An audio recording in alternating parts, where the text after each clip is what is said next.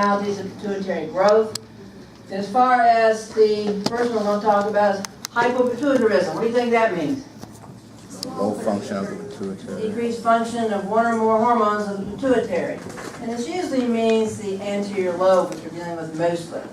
And it can occur due to loss of functional secretory cells. What if they don't develop properly? That can do, the animal can be born with it, right? Atrophy or hypoplasia due to space-occupying lesions. What does the hypothalamus do for the pituitary? Stimulatory factors. What if the hypothalamus is not doing that? What's the pituitary going to say? Atrophy. You don't need I'm not needed. I'm going to take a vacation, but then they go to sleep and don't eat, so they atrophy, right? So it's going like that. Also, excessive negative feedback. In other words, if I have a tumor in the adrenal gland, which is secreting glucocorticoids, what will that do to the ACTH secretion by the pituitary? Going to shut it off, and again, those cells will atrophy in time. Trauma can do it. If you have infectious agents, if you have a animal gets into a car wreck or something, just like with a person, and causes damage, this type of thing, or somebody hits it in the head with a stick or something. You see that? Also, infarction or hemorrhage, which can be due to trauma, can also be due to some bacterial infections and this type of thing. And also infection or infiltrate lesions. In other words, if I have let's have a severe tonsillitis, could that bacteria maybe travel up and affect other areas as far as the brain and everything? That type of thing. Or if it's other types of tuberculosis, this type of thing, can that infiltrate the brain and stuff and cause problems?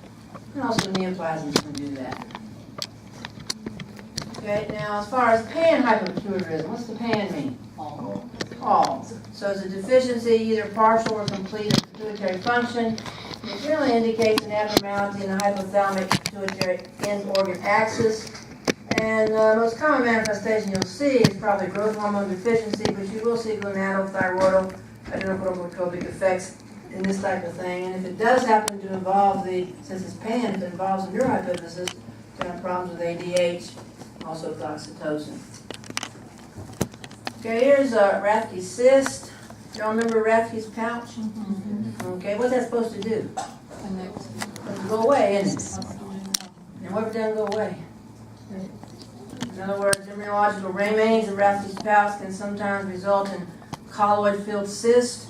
And the problem is, if you have a cyst beside a normal tissue and that cyst starts to expand, what happens to normal tissue? It's going to be squished, right? Or that's what my grandson would say. It's going to be basically get pressure atrophy. I don't know if my grandson will know what pressure atrophy is yet, since he's only 16. But anyway, you all know that, right? Okay. It's usually going to involve the anterior pituitary. Sometimes it may involve the posterior neurohypophysis also, but usually the anterior pituitary. And this is just showing you a growth section over there, a necropsy section. And you can see the C is where the cyst is. Where would the pituitary supposed to be? Pituitary is supposed to be right here. Now there's a little bit of remnant in here, so you may have some function. But are you going to have adequate function probably? Not as this thing develops, and we're going to lose that if that thing keeps filling up. Now this one right here, here's the posterior pituitary, the anterior pituitary, and here's some of the Rathke's cysts right here. Now this side's probably not going to hurt anything, but what do cysts tend to do? Well, they tend to get bigger first. And as they get bigger, they cause pressure atrophy.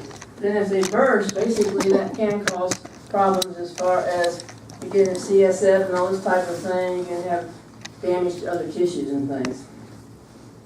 Okay, this is empty cella syndrome. Y'all remember the cella turcica, right? And basically they took the brain out